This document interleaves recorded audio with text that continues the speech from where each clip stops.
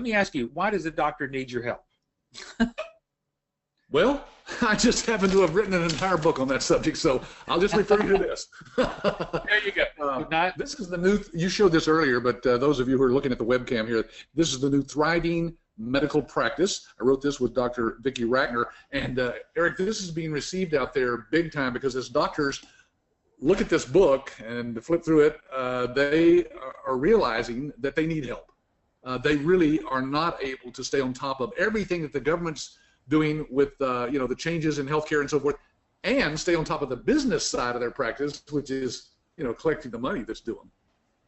Well, I know that you co-authored that book again with Dr. Vicki Ratner. We're going to show this book here real quickly, and there's a couple of things you want to actually talk about this particular book, and one thing that we're going to do at the end of the webinar this afternoon.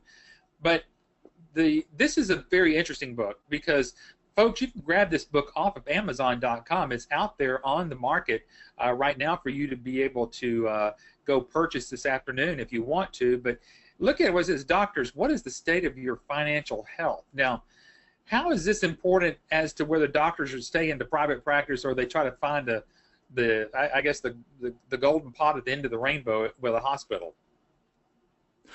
Well, here's the thing. Doctors, the reason that she titled this book The Myth of the Rich Doctor is because everybody thinks that doctors are rich. And even doctors themselves know that they're not as rich as they thought they might be in many cases. Why? Because they can't manage their cash flow. Therefore, some of them go out of practice and go to work for some hospitals. And she even has a great quote here that you're showing there, Eric. It says basically that the physicians in private practice all the way from an average of 30% of their incomes when they do not follow up on rejected insurance claims. So they're just leaving money on the table, and they don't have time for all that follow-up, and that's what we teach our licensees to do, is to collect every dime that's due to that doctor. And she even basically, it says in this book, outsourcing your medical billing could bring claim rejection rates to as low as 2 to 5%. Right. And Eric, as you know, that's our nationwide average, is less than 2% actually. Actually less than 2%. So, folks, Patrick, didn't you want to remind everybody something about this book towards the end of the webinar? Yes, we're going to actually give away copies of this book at the end of the webinar today. If you stay to the end, folks, you're going to get a copy of this book, an e-copy of it, right at the end of the webinar. So be sure and just hang in there. We have a slide reminding us that at the end. We'll give that to you. You bet. All right. This is something that's interesting, and I'm glad that we got to talk about Dr. Vicki Ratner, and a lot of people that have been on our webinars before, they've heard us talk about that. We're actually going to be talking about something we've never talked about, and this is something that Adam, our president of our company, he actually brought it to our attention, and then you and I started doing a little bit more research. But Patrick, there is an association out there called the Association of Independent Doctors. This is an incredible quote. Yeah, you want to read it? Yeah, go ahead. Well, you and I were the ones that found it. I wanted you to go ahead because I want to talk about the next slide too. Oh, okay. Well, so this is from the AID. That's what it's called, the Association of Independent Doctors. It says when doctors give up their independence to work for hospitals, studies show that healthcare costs go up, quality goes down, access to care is limited, jobs are lost, and doctors feel less satisfied. Everybody pays for that. Yeah, absolutely. And folks, what we'd like to do, obviously we've got the web address right down there, so if you want to go check them out, they are a growing organization, and I think what we're going to try to do, we're going to see what we can do to work with this group, so you never know what we're going to come up with in the near future. However, this is one that's very interesting, and folks, you can see there, we just took a screenshot of this, and Marnie Jameson Carey, and Patrick, I think there's some videos out there that people could actually go watch of her talking about this, but this one was just October 27th. I mean, that was like this weekend. She did a podcast of this group, and you can see where I've got it stopped right there. We're not going to play this because it's not really a podcast, but it was right in this section where she's talking about how doctors get that carrot dangled out there in front of them about trying to get into a hospital. She goes into detail, folks, and I'm telling you, I encourage you to go out there and listen to this podcast, because what you hear is what the doctors lose when they try to go to one of these big hospitals and they lose their independence, they lose their autonomy, and it was, she says it, if a doctor goes into a hospital to practice with the hospital and that doctor wants to leave, that doctor also loses all of their patients. They would have to start all over again. And she says that in the middle of this podcast. And, you know, I listened to that today, Eric, and I actually have reached out to her. I'm going to try to get her on a future webinar where she can talk a little bit more about this. But some of the quotes that we got from the podcast and other items on this topic, I think you have some slides that we can quote from on that. It's really a big deal for doctors to go to work for a hospital. They give up all their independence. They are limited in their income, of course. They have to work the hours that the hospital wants them to work. And many doctors have gone to work for hospitals and then said, you know what, I don't like this. I'm going back in private practice. Yep, you bet. I'm looking over here, the questions over here, and I just want to make sure that the slides are being shown because John says the slides are not showing up. Can everybody let us know that you were looking at the slide that says the next generation medicine? I just want to make sure that everybody is seeing this particular. That's the one that's on my screen, Eric. Let's look in the question box, folks. Just type in the question box there, a little comment about that. We'll see if other folks are seeing it. Many of them are saying it sounds good, like just a. Okay. Yeah. All right. Good. I just want to make sure. Okay. Good. Thank you, everybody. I appreciate that. So, right down at the bottom, folks, if you can see that, there is the link to that. Or if you can't find the link, just get back with us. We'll get you that link. You can just type it in: Next Generation Medicine, Marnie, Jameson, Carey, and go listen to this podcast. So we'll make sure that you get a copy of that. And at the end of the webinar, you guys can go and we'll put this in the handouts, and you can just download this whole slide deck and get all those links there in the printout. Absolutely. Matter of fact, I've got that down in there. So yeah, you actually did that. So be sure to go check this podcast. It was great information. And Patrick, you and I again have been talking about, and a lot of people ask us, why are doctors? Why is there's this private practice seems like what a private practice crisis going on, and for some physicians joining large hospitals, we know they think that it's offering them this great, as we said here, great haven from the rising administrative burdens. And I think, Patrick, that's what a lot of people don't understand. Why is it seemingly attractive for doctors to be bought up by hospitals? Isn't it just the fact, as what Dr. Wagner says in her book, The Myth of the Rich Doctor, that they just can't find a way to collect their money properly? Well, it's all about cash flow. No doctor really goes into medicine thinking, oh, I think I'll just go work for a big hospital, and get lost in the crowd. What they want to do is build their own independent practice. And that's the goal, and that's the dream of every doctor that's graduating this year from the schools. However, because of the pressure of running a business, the business side, collecting the money that's due them from the insurance companies and Medicare, and then focusing on practicing medicine, some of them just give up. They just can't handle both. From a time perspective, it just basically wears them out. And that's one of the things that is said in that podcast. And interesting enough, one more thing about that podcast. This podcast is actually with a young doctor who's looking to get, I think he's actually still a medical student, and he's saying his colleagues are wanting to stay in private practice. That was what was so he reached out to Marnie just so he could find out from her what are the what are we doing in America to help doctors stay in private practice, and she's addressing that with chapters of that organization all over the United States. Patrick, you found this quote. Why don't you talk about this guy here? Yes, this is an interesting quote. It says some physicians are returning to private practice because their compensation from hospitals became less attractive after the expiration of their initial contract. You see, doctors only sign that contract with hospitals for, I think, 2 to 3 years. And once that expires, of course, they can either continue working for the hospital or go back and do something else. And many of them are realizing at that point it's much less attractive after that first year to just get a certain paycheck that's just a certain amount of money, and they don't have any opportunity to grow. And so back to Dr. Vicky's book, The Myth of the Rich Doctor. You see, they're not making the kind of money that they could make as an independent doctor. It's just amazing. Here's if we can kind of just really set the stage here.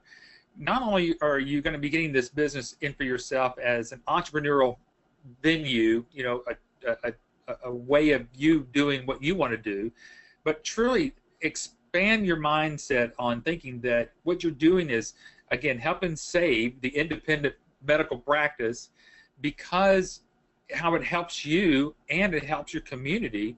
I think even Dr. Ratner has said that on several webinars, that, you know, if we start losing this private practice and doctors that can think on their own, and they're not driven by the administrative side of the hospital, we're going to lose. Everybody's going to end up losing. Yeah. Well, Dr. Ratner is actually speaking, I think this week and week before last, she was in another city. She's speaking all over the country to groups of doctors who are flocking to hear her talk about this very topic, the thriving medical practice. How do we thrive in medical practice? Doctors want to know that. And look at the subtitle on this book: How to Get Off the Hamster Wheel, Work Smarter, Not Harder, Generate More Revenue, and Enjoy Greater Satisfaction in the post-Obamacare era. You know, Eric, I just want to touch on that subject just for a moment. I know we are probably going to come up with a webinar here soon about that specifically, but folks, if you're concerned about what's happening in healthcare, it's always for the benefit of our licensees. When Obamacare 8 years ago came about, everybody was worried that it was going to all go single payer, or, you know, does this have a future? And what happened, Eric? It just boomed. We're signing up more doctors than we ever have. Our licensees are finding it very, very doctors receptive to this, because they don't want to try to keep up with all those bureaucratic changes in healthcare. We were meeting today, and we heard of a couple of brand new licensees within the last, what was it? I think the last 4 to 5 months here that are already getting clients. One is, I think Adam was telling us that is going to be doing billing for a doctor that's billing over $250,000 per month. Now, folks, let that sink in just a little bit. If you think that this is on its way out, then if it was on its way out, then doctors that are doing what they can, you know, Patrick, I went to a doctor this week, and before I could even leave the office, my doctor knows that I'm in healthcare and I'm in revenue cycle management. He starts telling me, Eric, my revenues are sinking. What can I do? And he's a private independent doctor, and he's never will go under a hospital. They're all struggling. Some of them are more cognizant of that than others, and that's why we use this as a marketing tool. The licensees actually can purchase this book at our printing cost, which is about $4, and give this out as a gift. It can also be personalized with their own name at the bottom here, and even inside the book. So anyway, we go into detail on that, folks, in other webinars. The point is, they want the information in this book. So if people want to know how are our licensees signing up doctors every day all across America, it's because we figured out how to educate the doctors to the point where they want to pick up the phone and call you. And that's what's happened with this book, Eric. We had a licensee who gave 3 copies of this in 1 week to doctors' prospective clients, and all 3 of them called her up, and she signed them all 3 up. So it does all the selling for you. In effect, it's really just educating the doctors to the point where they go, oh, I think I do need help. You bet. Now remember, folks, and Ashok just brought it up to our attention that the administrative independent doctors, that group out there is more of a just think of it right now. It is it's a marketing group that's out there that's helping trying to keep independent doctors independently, and their members are growing, because if you go back and listen to that particular podcast, you can hear that she is setting up different organizations all across the country on this. Folks, you got to realize that there has been such an onslaught of doctors trying to get bought out. There had to be some organization here that's launching to help these independent doctors as they're going forward. So just understand, there is a big push to turn this big ship around. It's not going to happen automatically, but it's helping these doctors that want to stay independently keep going independently. So that's just good information to keep in the back of your mind here. This article, actually, remember, we talked about this last year, but here in October of 2016, this hasn't changed that much. Does private practice still offer an attractive career? Because everything else we've talked about so far has been recent. But we want to remind everybody that physicians who have responded to this particular survey were very positive about practice ownership. They still want to remain in practice ownership. Employed physicians see that the upside to private practice careers too. So folks that want to see that they're in private practice, they want to remain in private practice, but then those that also want to get out of private practice, obviously they want to see what they can do to get back in it. And again, which leads us back to, again, the reason why you guys talked about the new thriving medical practice. Patrick, this is a quote directly out of the book here, and again, just trying to let people understand what the importance is for these private practice doctors. Yes, Dr. Vicki Ragnar actually wrote this in the book. I thought we'd just pull out that quote to show them. From a cash-smart standpoint, we believe that outsourcing is more cost-effective than hiring employees to do the work. Eric, we have charts that can actually prove that to them as well. Yep, absolutely. You bet, and we're going to get to that here in just one more second. Again, Adrina's asking the question. She goes, is that statistic still same today? It is. Here's medical economics. It says if you operate a medical practice, you should be outsourcing. And I love the end of this quote right here. Whenever it says, whenever it comes to outsourcing your medical practice, whether it's for IT management, billing processes, etc., the benefits are obvious. It not only frees up your employees' time to work on the tasks that they were hired to, but it also unkinks your cash flow. Yeah. So love that. Yeah, absolutely. So, folks, utilize this information for your benefit as you are going forward. We are still seeing many doctors that are, again, are looking for ways to keep staying independent. And the reason we can keep them independent is if we can get them to outsource their billing. That is, and we're going to share with you the reason why and the potential why you as an ABS licensee is going to be able to help do that. All right, let's get over to Patrick. I think what we want to do, first of all, let's see this quote real quickly, the Black Book. And the reason I hopped on over here because we're starting to run out of time. But folks, again, 89% of physicians' practices agree that their billing and collection systems need upgrading. And so they don't need never ending. They don't need upgrading. They need to kick it out and get it outside the office completely. That way they have no worries about keeping up with the software updates, all the changes in the rules and regulations, all the updates to the software that you have to download and install and so forth, having all the patient data on your computers, which breaks all kinds of HIPAA rules and regulations for the doctors. No, that 89% say that their collection systems need upgrading. Well, not only that, they need to think in terms of outsourcing that to somebody who knows what they're doing, a specialist, somebody who's trained, just like our licensees are trained and certified as medical revenue managers. Yeah, absolutely. Patrick, we're kind of coming down to the bottom of the hour, and we've got a lot of slides to go through, and obviously, folks, we want to see your questions. Rick, you were saying something, and I'm not sure if that was a question or if there's something you want me to address. If you'll type that in there, I'll be happy to answer that.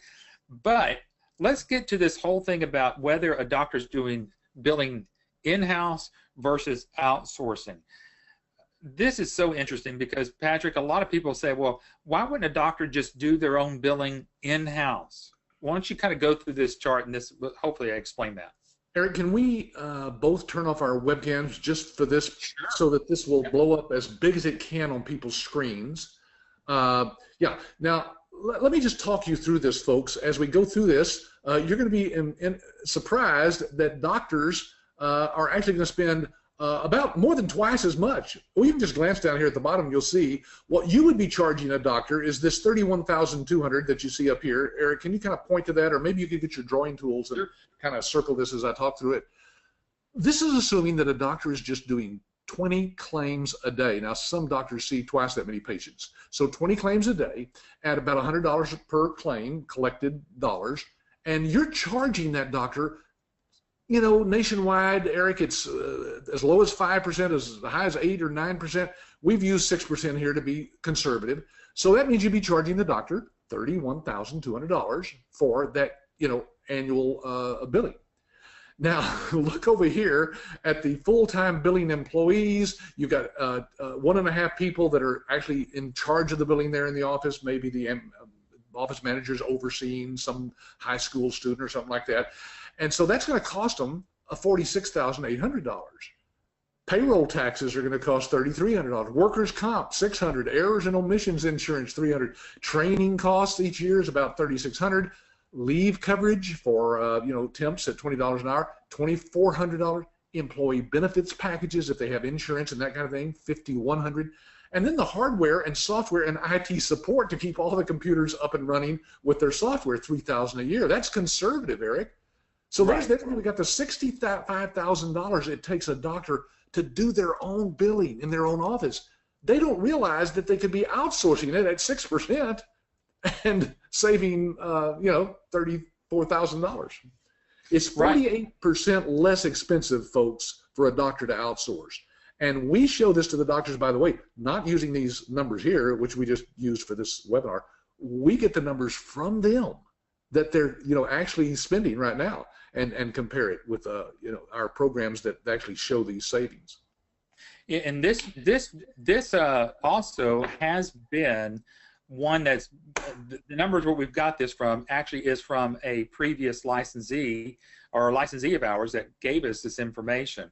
Now, obviously, folks, if you took out the payroll tax and you took out all of this other information down here, and you're still left with $46,800. Right. Still, that's still an incredible savings right there, right off the top. But you believe me that there's a lot of hidden costs that doctors just don't always understand. When you do a thorough practice analysis, you will be surprised if a doctor truly is doing billing in-house, how much money that's actually being spent on billing in-house versus it being outsourced. Right. Now, there was a comment here by one of the attendees that has to do with the cost of utilizing the cloud-based iClaim system. Folks, that cost can be wrapped into a percentage. For example, if you bumped this percentage to even 6.25%, that would cover all those costs, or many licensees bill the doctor for that, since the doctor would be paying access to any cloud-based software system that's out there. Right. So it is a fair comparison. Yeah, because I see a shocks. Yeah, that 6% could already have the information for that number put in there. So it just depends upon how this was actually structured. So it could be just a tad more, it could be a little bit less, but again, this is some of the things that we actually talk with you about in our training class about how the doctor will actually pay for any of the services that would be used with our systems. But again, it just depends on whether the doctors are using just iClaim or whether they're using iClaim and EMRX. It may not be a full $500 there. So that's certainly something to take in consideration as we're going through this. Eric, we need to address the fact that those 20 claims a day would take you, what, Eric, maybe a couple of hours a day to do? Correct. Yep. Yeah. So it's still really, really big net profits in this business, folks, because it is labor. It's mainly labor, and you, if you're doing the billing yourself, are going to be netting a nice figure there. You bet. You bet. All right, so let's move on just real quickly, and everybody, thanks for your questions, putting your comments in there. Keep them coming. We want to be able to address everything that may be on your mind, and if we're not addressing it correctly, feel free to put any comments or anything and say, hey, can you help clarify one thing or another? So what we're going to do right now, some of you have seen this, some of you may have never seen this, and what we're going to do right here is kind of give you the foundation of what doctors and how the business model is for medical billing right now. and that is whether a doctor is seeing their patients and they're using a super bill, as you can see here, they still have to get that to a billing person. Now, whether that person's in-house or outsourced, it really doesn't matter. What you're going to see here is that they're going to process that claim. And when they process that claim, a lot of people think here in the very beginning when they're starting to do their due diligence with billing, they think, oh, I've got a system here and I'm going to send those claims directly to the insurance companies. But that's not the case. What happens is that they send it to a clearinghouse. Now, we're going to talk a little bit about what a clearinghouse does, and we'll do it right now.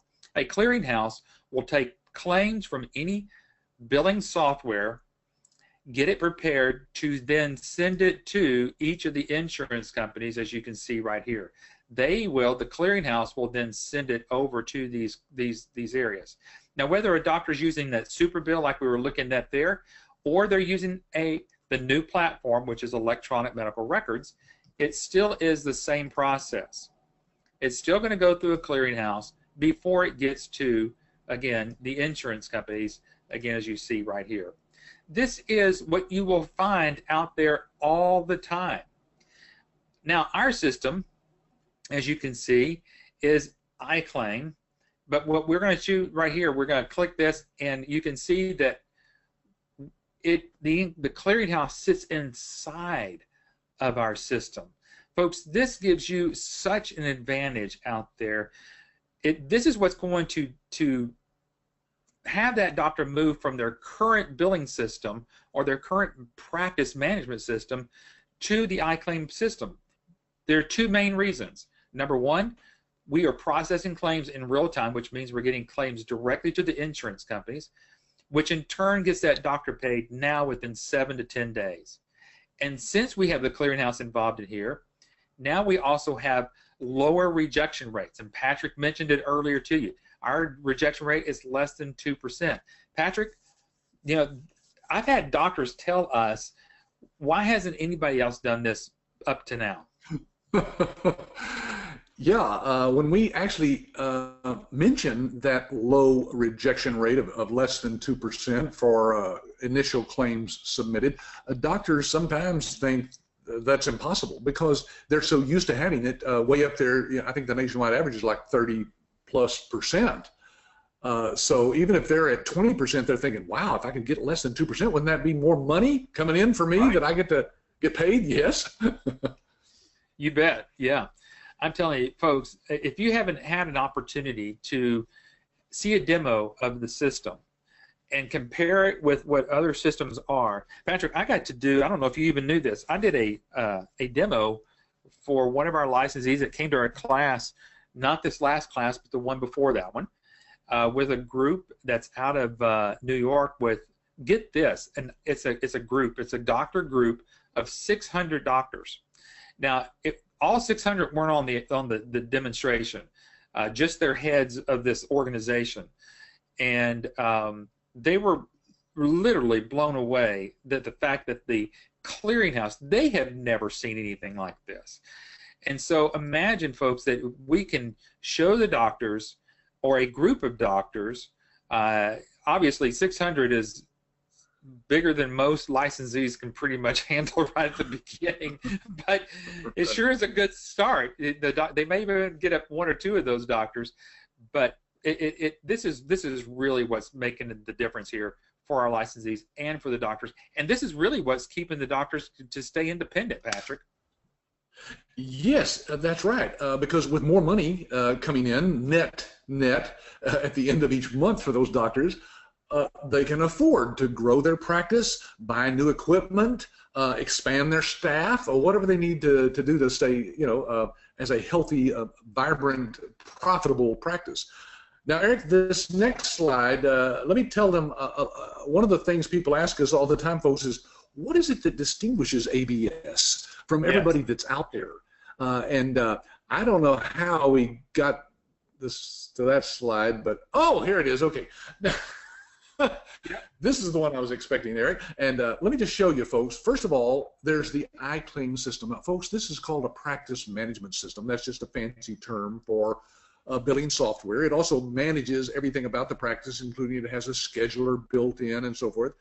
But this is what you're going to be accessing through any computer that's connected to the internet. Now, it's cloud-based, which means as long as you have an iPad or a laptop or a desktop or even, I guess, an iPhone if you wanted to, if you got real good eyes, you can access our system to do the billing for the doctor. But on the other side, there's the system that the doctor will be using as they are interfacing with the patient. The electronic medical record system, we call it EMRX.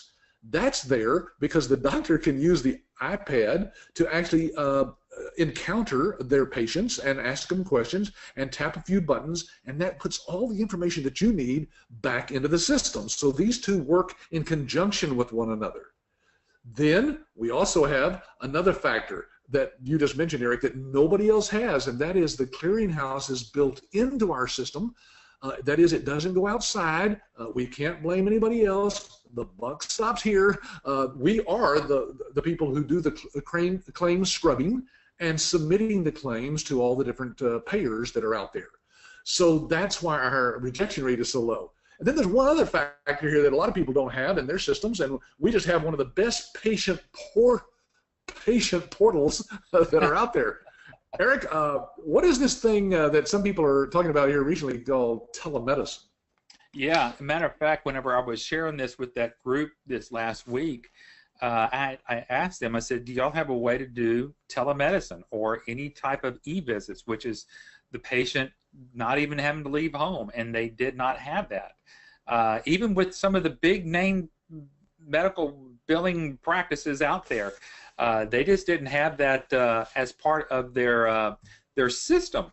And so what this telemedicine is very much like what you're seeing with Patrick and me here on the screen now. Imagine that Patrick's the doctor and I'm the patient. Inside the EMRX and the patient portal, the doctor obviously logs in to the electronic medical records platform. The patient's from home. They log in through their patient portal. And then at the time of the assigned scheduled visit, the doctor logs on at 3:30 or 4 o'clock, and the patient's logging in at that same time. It gives the opportunity for the doctor to show their camera, the patient to show their camera, and they have a conversation just like what we're having right now. So imagine having an e-visit or this telemedicine visit. And Patrick, there are franchises out there that are just for telemedicine. Yes, I mean, they're selling the franchise as if this is a big deal, and we've had it built into our system here for several years. Yeah. And so there is so much that can be happening here, and it's all within one system. You're not going to really find any systems that have the practice management, the EMR, and especially not the Clearinghouse and the patient portal all into one system like we've got showing you right here. So kind of going into it just a little bit deeper again, let's talk a little bit about iClaim. Now, some of you have been on past webinars. So just bear with us as we kind of go through this, because sometimes this is for people who have never been on any of our webinars, and they would go, what are you talking about? iClaim, practice management. Folks, what a practice management is exactly what Patrick said. It's a fancy name to say this is how the practice is going to manage their practice. That's why it's called that. They're going to keep all their patients' medical demographics inside of here so that they can schedule patients in here. They can do all of their business from, again, as Patrick mentioned, from the cloud. Patrick, I mean, even today, again, I'm going to use my doctor that I saw this week. Still is using a server-based system, and they could not. They said it's just that part of it was just so slow. Yes, believe it or not, folks, with today's internet connectivity inside doctors' offices, they can have real-time access to their data. Now, what that means is the doctor out on the golf course can actually check his system and see when his next appointment is. We have the scheduler there that he can look at. He can also check anything about any patient because, again, if you can access the internet through any Wi-Fi connection anywhere, you will have access to all the data that's in there. That means that the claims are going to be paid faster, you get real-time analytics, and, of course, you lower the claims rejection rate, as we mentioned earlier. So lots of advantages to having it in the cloud. You bet. I actually want to go back to one slide here because this is the one I was trying to show just a minute ago. I didn't know you were going to that other particular slide, but again, just to let people know what the industry standard is out there for claims rejections. It's in the mid-30s, folks. I mean, we're talking 30, 34%. Obviously, from the Academy of Professional Coders, they come out and said 34%. So I don't know if people grasp what that really means, Patrick. I mean, that's really the doctor's only getting paid about 70% on the patients that they actually see. Yeah, that's right. We can increase their revenue by, well, in this case, 32%, because our rejection rate is only 2%. Now, there's one question that's come in from Oki. Says, does the licensee perform the doctor's analysis? Now, that's getting a little bit outside of what we're talking about today, but basically, I mentioned that you have to get those figures from the doctor, and yes, Oki, it's the licensee. We teach you how to actually get that appointment with the doctor, sometimes it's with the office manager, and go out and get that information on a special questionnaire that we have designed just for that. There was one other question here. I think I deleted, Eric, but it had to do with the security of the cloud. Yes. Let me address that. And folks, our system is HIPAA compliant. Now, HIPAA is the system that the government has for patient privacy, basically. And believe me, we couldn't get approved by HIPAA for our cloud-based system if it were not as secure as it can possibly be. Now, that doesn't mean that there's nobody in the world that couldn't hack into this. You know, Julian Assange could probably figure out, if he wanted to, how to get into anything. But that just means it's as secure as the government could expect it to be. I mean, we had Equifax or somebody here broken into just recently. So all it means, folks, is that that security of that system is assured by the government, that they are continually looking at us and making sure that we're compliant with that. Plus, we have redundant servers, which means all the data is in 2 different areas of the United States at the same time. And if one server went down, it would just switch over to the other. It'd be transparent to the users. And it's backed up nightly off-site and from those servers as well. So it's more secure than it would be on your computer in your home or the doctor's office, believe me.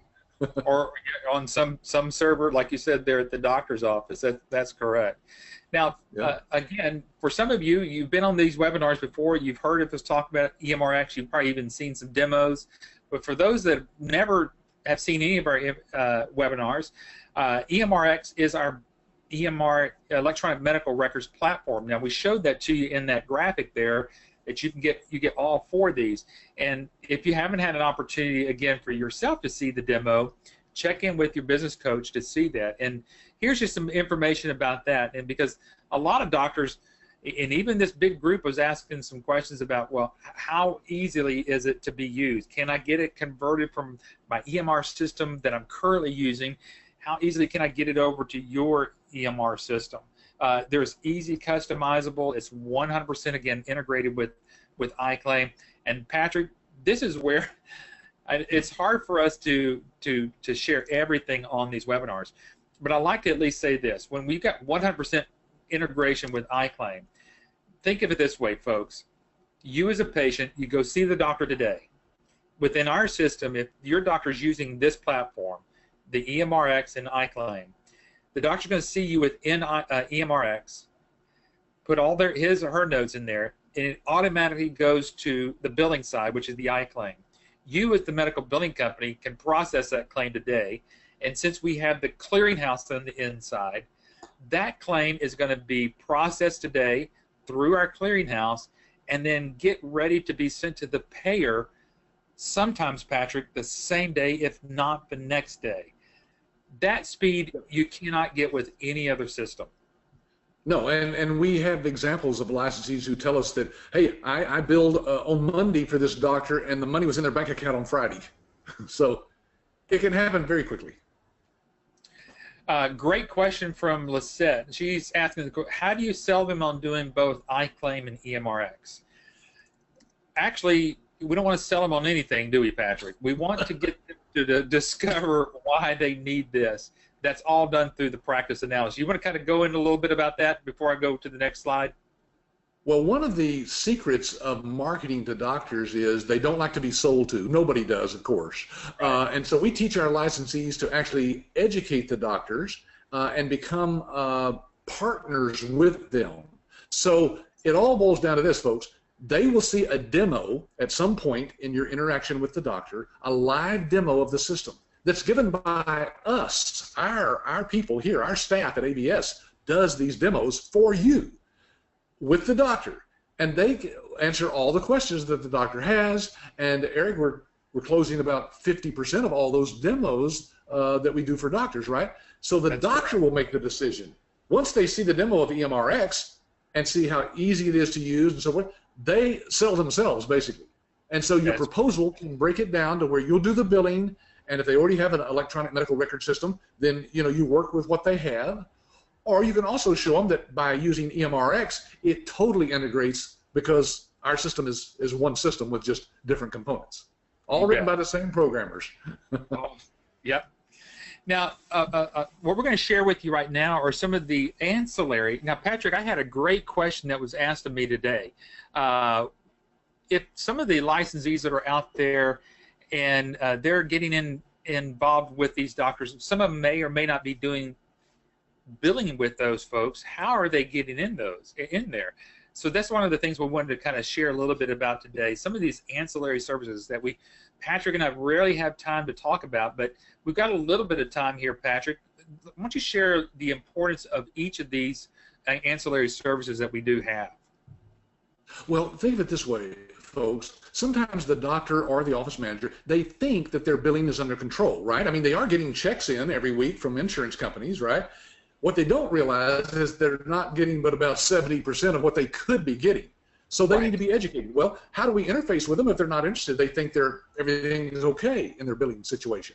We go in with what we call door openers. These are ancillary services like Choice Pay that reduces their patient debt. It lets the patient decide how they want to pay and how much they want to pay, and it's done all online electronically in a cloud-based system.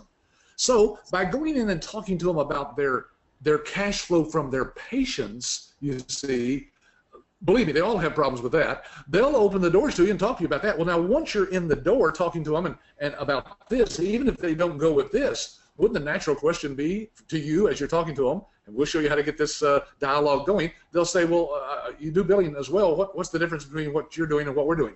And it just naturally leads in there because you're inside. You got past the glass, right, Eric? Right. Absolutely. You got glass. That's our new saying, folks. You may hear that over and over again very soon. Yeah, so it increases the patient satisfaction. You never send the patient to collections so they don't get mad at you, And of course, it's done through the patient payment portal online. So the patients are the ones that are in charge of the whole thing. Yep. And folks, we know that deductibles are going up. Right now is the new time for enrollment to some of the new insurances that are out there, maybe with your work or anything. You may find out that your deductible is going up and you need to pay that deductible. You may not be able to do that and the doctors know that. And so how do they get a handle on that? And they don't want to necessarily send, again, their patients to a collection agency. How do they do it without doing that? Choice Pay is one of those avenues. Again, there's just a quick shot of it, of looking at it from the screenshot there of just, welcome, here's the online payment portal. You take a look at it, you fill it in, you help that facility to get logged in, and once they're in there, then this becomes an automatic way of the doctor collecting, maybe invoices or deductibles that need to be paid. This is the way in which to do that. Then you have talking about collections, you got this one here too, Patrick, Quick Collect. Yeah, now let's just stop and say this, folks. We know that doctors are only collecting nationwide about half of all the money that they bill to patients. Now imagine, Eric, any other business that sends out invoices and only half of them get paid. They wouldn't stay in business long, right? Well, doctors are funny about that because they don't want to, what's the polite PC term? They don't want to make their patients upset about stuff. Right. So what they do is they don't do anything, and they just write it off at the end of the year.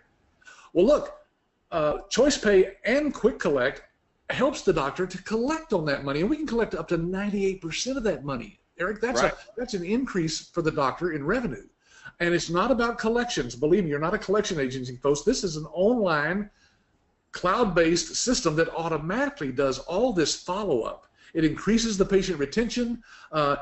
We collect 2 times the average recovery of the funds that are out there compared to a collection agency. And like I said, it's web-based, and of course, very detailed reporting for the doctors. They can access it anytime they want to as well. So these are some of the things, folks, that will distinguish you from other medical billers in your area and get you past the glass.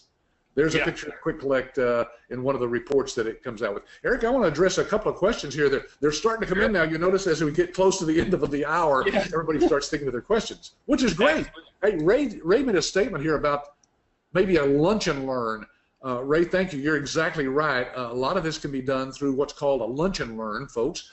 Doctors, believe it or not, see vendors for all sorts of stuff throughout the week, and some of them even have a calendar, Eric, that they just say, well, put your name on the calendar, and if you bring them lunch for the staff, you know, you can spend $40, $50 for sandwiches or whatever, you get that period of time, 15, 20 minutes probably, as they're eating, to actually give them a little educational presentation. We have all that worked out already. We got the slides and the script and everything, so that's how that works.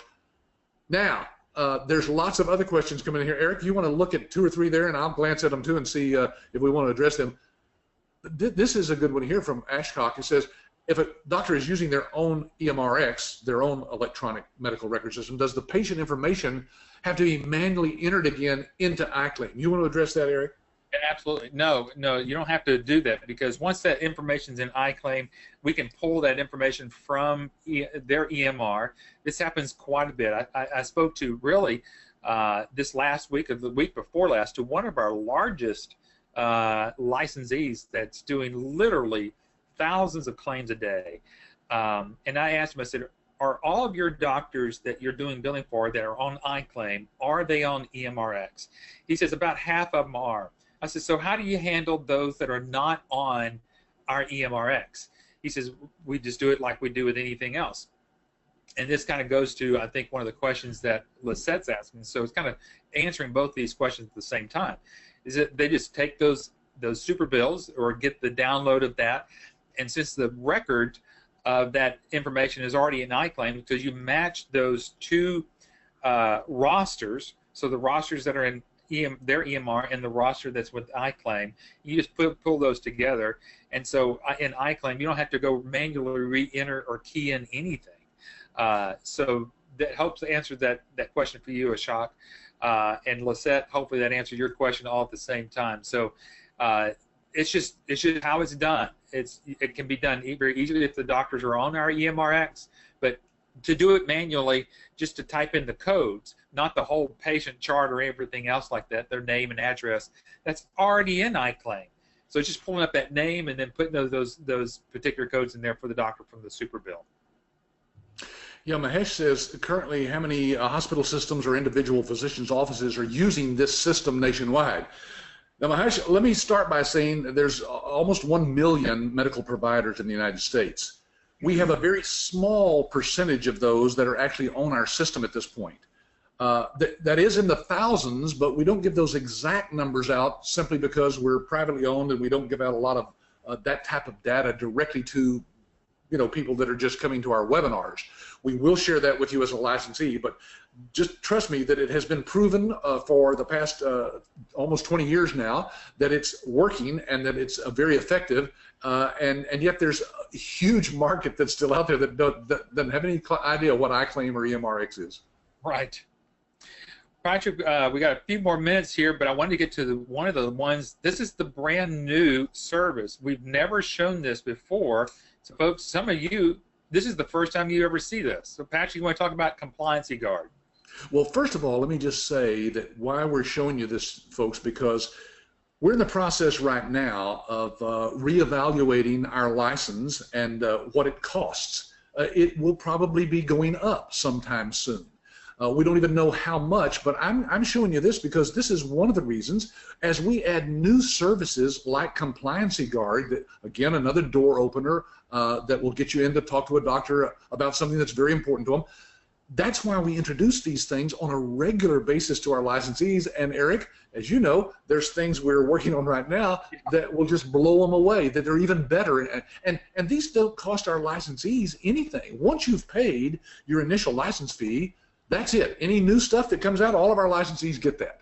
Anything that's new. So I'm just saying that this one's about to come out, and it's a great one because the doctors are always wondering whether they're in compliance with all the HIPAA rules and regulations that are out there. This can not only make sure they're in compliance, but keep them in compliance as well. Absolutely. So, folks, yeah, go ahead. Well, I was just going to say the government comes in and does audits, and if they find that the doctor's not in compliance with HIPAA, oh my goodness, thousands of dollars in fines for the doctor. So this is another very valuable service that ties in with what you're doing for the doctor. We not only help them increase their revenue, we help them keep the money they have. Yeah, and folks, this is not just the compliancy with a software. This is what happens again at that doctor's office.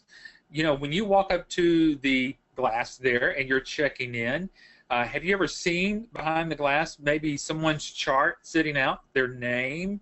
Yeah. Maybe even if you see their name there at that doctor's office, that they've already filed a HIPAA issue. That's right. They're not supposed to have anything that has any charts, open charts.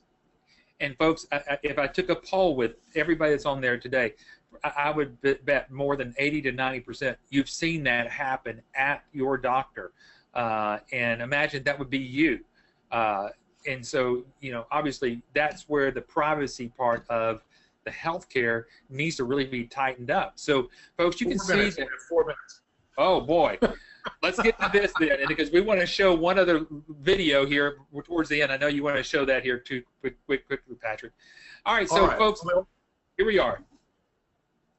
Okay, so some of you have been on the webinars before. Those of you who haven't, we do have a 100% money back guarantee. There it is right there. You can read it. There's no weasel words in there. Basically, it just means if you come to our training here in Dallas, go through the workshop, 8 to 5 for 5 days, and you don't like what you see, you just ask for your money back. We're not going to argue with you. We're going to issue you a refund. Now, that's happened literally a handful of times in our 23-year history, but the point is we are pretty sure of what we got, and we think you'll be excited about it. In fact, we're going to show you a testimonial video that we filmed at the end of last week's workshop. You're going to actually hear from the people who were in the workshop last week and what they said about our training. We'll show you that here in just a second. Eric, I think there was another slide or two. What else do we want to cover there before we show the video?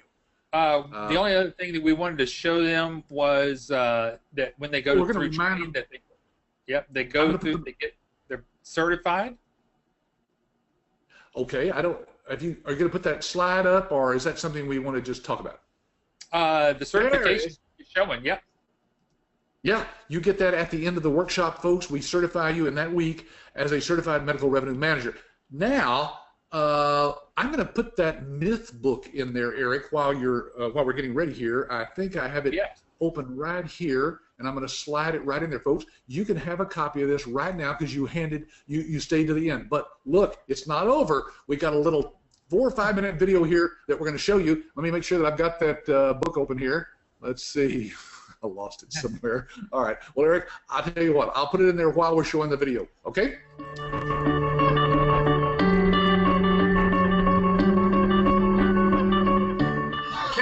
It's been thorough, it's been informative, it's a lot of information, but this is what you want.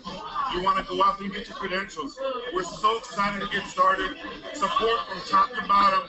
Patrick, Adam, taking this video right now, everybody. Been great facilities, great everything. We can't wait to get started, man. We can't wait to get started. We're so excited. You can see I can't even pronounce it correctly. We're ready to go, man. ABS #1, and we're ready to get to the top, baby. Thanks for everything. My name is Ismail Mohammed. I came from it's been nearly a great experience. This training has given me a wide variety of basically a platform of avenues where I can change my career. So I'm really interested in the training sessions you have provided. Really appreciate it. Thank you. Came to Texas for this wonderful opportunity. Just to let you guys know, if you have the opportunity to come to Texas, really try it out. ABS is the real deal, and they'll give you all the support you need. And worst case scenario, things don't work out, hey, you get your money back, right? You got nothing to lose. But I guarantee you that when you come here, you only think about the money back guarantee thing. It's the real deal. You will make money. So good luck to everybody. I had some speculations. I thought we were just doing medical billing, but once I got here, it was more like so many different opportunities with different ancillary programs that they have, and how to use it on the outside of medical billing and inside. So it streamlines everything, and it like makes me happy to be a part of the ABS family. So thank you for the opportunity. This is how finished for the week of training. It's been unbelievable. The training is excellent. You want to find better training anywhere, no better business to get into. And it's been incredible. Cynthia is amazing. So if you're looking at this testimonial, you're already thinking about getting in, just do it. Pull the plug and do it. So. I currently in the healthcare industry as it is. I am an executive in a hospital system, national hospital system. I've been looking for the opportunity to do something for my own where I no longer report to someone every morning, where I'm tied to the schedule, also where I can make a difference. Right now healthcare is very challenging and I don't feel that I'm making a difference anymore. I honestly feel that through this business, we can actually reach out there to the doctors and make a real difference in their practices, not just financial impact, but also operational, quality of life, patient retention, and so many different things. I'm so impressed with this program that you put together. It exceeded my expectations. I didn't think ABS would have everything thought of. You everything. You guys didn't give me an opportunity to say, what about this? What if we need that? I mean, you were ahead of it. It's like, we got that for you. So we're excited. We're looking forward to this beginning, and hopefully we'll report something new to you very soon. Right? And with the instructor. Just completed the ABS training for licensees. What a wonderful week we've had.